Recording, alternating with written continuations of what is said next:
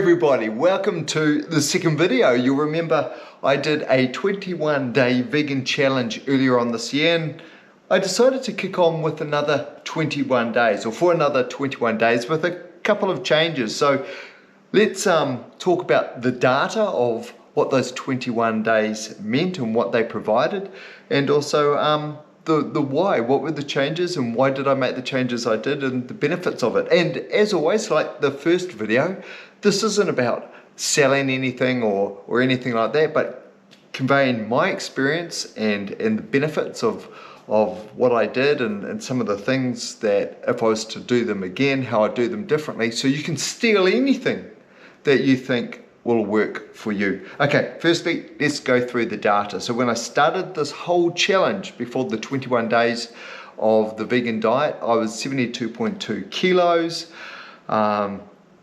I had hips of 86.3, waist of 87.8, and at the end I was 73.2 kilos with hips of 84.8 and a waist of 84. Another 21 days later, 71.6 kilos. That wasn't my lowest weight. I got down to 71.2 a couple of days before my final measurement, but it's got to be measured on the day, right?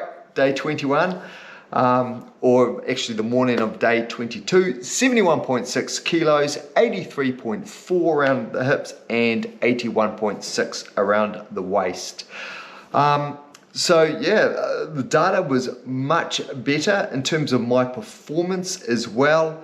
I ran a 1500 meter event, the fastest I've ever run it, at 14 minutes 54, so performance got even better.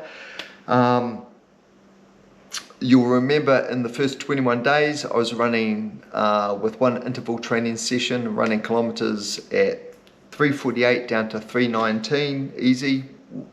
Just recently I did a 3:15 and that still felt relatively easy. So yeah, look, performance has got better. My muscular strength, which is something I commented on in the gym, felt like it's come back a little bit in terms of percentage, maybe about 10% of just raw out and out strength I've lost. Not enough to worry me. And so, okay, what were the changes in the eating? So the first 21 days was pure vegan. This I focused on a couple of things. One was getting enough sleep. And so I did a whole lot of data from my Garmin watch, and I did a correlation between the amount of time I slept and what my body battery, the measure of my energy, was in the morning. And of course the body battery is between 0 and 100, usually starts quite high in the start of the day and works its way down. So I wanted to start 100 every day, and looking at the data I needed at least 8 to 9 hours sleep depending on how strong my body battery was the day before. So if it was 90 when I woke up in the morning the day before, I needed about 9 hours sleep that night to get it back to 100. And if it was already 100, I could probably get away with 8 hours sleep the subsequent day depending on what I did on the day. But anyway, what I found was, by and large, I needed between 8.5 hours and 9 hours sleep. So that's the single best thing I've done. And the other thing I found was when I was getting enough sleep, my weight was way more in control. So funny enough, outside of my diet, my nutrition, and my exercise, the sleep was a massive component. On the flip side of that, I found that watermelon, even though I love it, doesn't agree with me. Bloats me up something chronic, which is a real pity. I was hoping watermelon would be the thing. So that's out. Did I go back to eating some meat? Yeah, I did. Not as much as I did before the vegan 21-day diet. What I can say is anytime I do eat meat, it's lean, it's as unprocessed as possible. So I haven't gone near the likes of sausages or anything that's processed. So we're talking chicken breast, fish, and I for whatever reason I limit myself to 100 grams now, so I don't go beyond 100 grams. What else?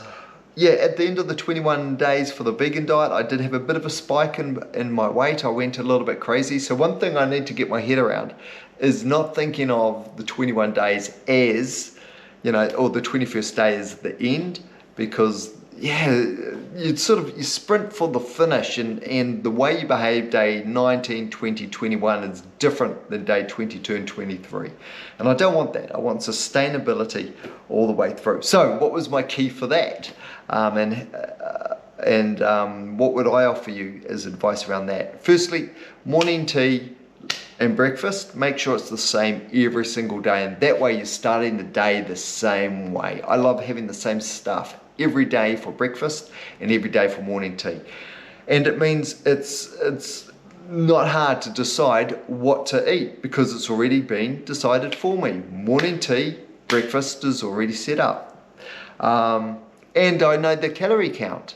So it's just the case of eating the same thing every day, and it's a good start for the day. The lunch is actually the dinner the night before, so I overcook or cook more servings of my dinner so I can have it for lunch the next day. And if you're calorie counting or keeping an eye on portion size, then it's easy to, once you're serving up your meal, serve up your lunch at the same time, and then that's ready to go. Afternoon tea is the same thing too. Should be standard, or I found it was very helpful having it standard every day. So lunch was yesterday's dinner already set, afternoon tea, morning tea, breakfast already set up. So it just leaves really dinner for an element of inventiveness and doing your own thing. What I found was one of the key things I wanted to do was, this is years ago, is just simply have bigger muscles and just be big for the sake of it. And the thing is, now I've leaned up, my muscles are actually starting to come through. So I look way better, I think. I pull a face because this is weird, right, talking about yourself in this way. But I think I look way better, actually leaner, than trying to bulk up, which is something I've tried to do for years. So, in summary, the plant-based diet still rocks. It's working for me. It's making life much easier in terms of what to eat. The key points are, like I've shared with you, just have your meals. Those that you can have set, have them set. If you're okay eating the same thing every day, brilliant. That's going to work for you. The other thing was to be patient with hunger too. If you're having 5 meals a day, morning tea, afternoon tea, and then your breakfast, lunch and dinner, even if you do get hungry at some stage, it's not going to be long. So one thing I learned was just be patient with being hungry. And I can still perform with being hungry. So on Tuesday nights, when I do interval running sessions, my last meal is at 1 o'clock, and the interval running session is at 6:30. So if I have the meal at 1, I finish at 1:30. That's a good 5-hour window before. And sometimes I'm a little bit hungry before the interval session, but when I get there and hit the interval session, I've still got loads of energy, and I can knock out a good 1-hour interval session, no problems. And sometimes I don't eat afterwards. That might be the 1 day a week that I fast through to the next morning. But again, just invent your own rules and just do what works for you. But definitely a plant-based diet seems to be working a treat for me.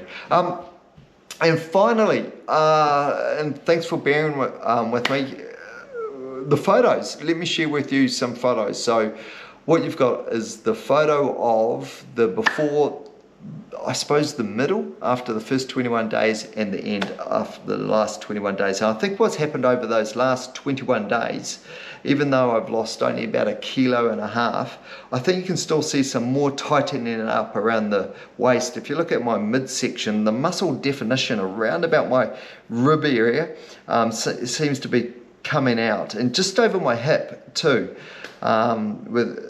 you can see just, I think, a bit more definition in the hip. So I think you can see again further tightening up. Arms are a little bit more defined. You can see where the forearm just sits above the elbow, that lines come out a little bit more, where you've got a little bit of shading, and same as under the bicep. But I don't have any abs yet, and I think I'm going to have to, if I wanted abs, I'm going to have to get down to around about 70 kilos, which will give me a body fat of about 8.5%. I'm running just under 10% at the moment, if my scales are to be trusted. So don't have abs, but yeah, stomach's relatively flat, and yeah, not carrying around too much extra weight. Look, I think that's it. So you might have some questions. If you do, leave your questions in the comments below and I'll answer them. Anything you want to know, just ask and I'll answer it. And I hope there's something there that you can steal. The final message I'll leave you with is this. In this really interesting times with COVID just being such a global thing, it was kind of nice to have a little bit of control over something, absolute control. And that, for me, that was my nutrition as well as my training. Lucky enough, you can, with running, it's easy enough to throw shoes on your feet and get out and do that. But yeah, it was nice. It was nice to have some control. So I'm going to keep it going. As I say, it's too easy to not keep going. Just have the breakfast, morning tea and afternoon tea, set pretty much, or have maybe a couple of options for each. But you know what those options give you in terms of calories, if you're counting calories, but just having those locked down. And it's easy when you go to shopping at the supermarket, because buying for them, you know exactly what you're going to buy. So it's nice to have that locked down each day. Okay, I'm going to stop. I'm going to knock it on its head there. Any questions you've got, put in the comments below. I'll answer them, and I'm just going to keep rolling on. I'm just going to keep rolling on, and we'll see how it goes. If I get down to 70 kilos, I'll shout out and share some more photos if you're interested. All right, team. Ka kite anō. Have a great afternoon. Have a great day.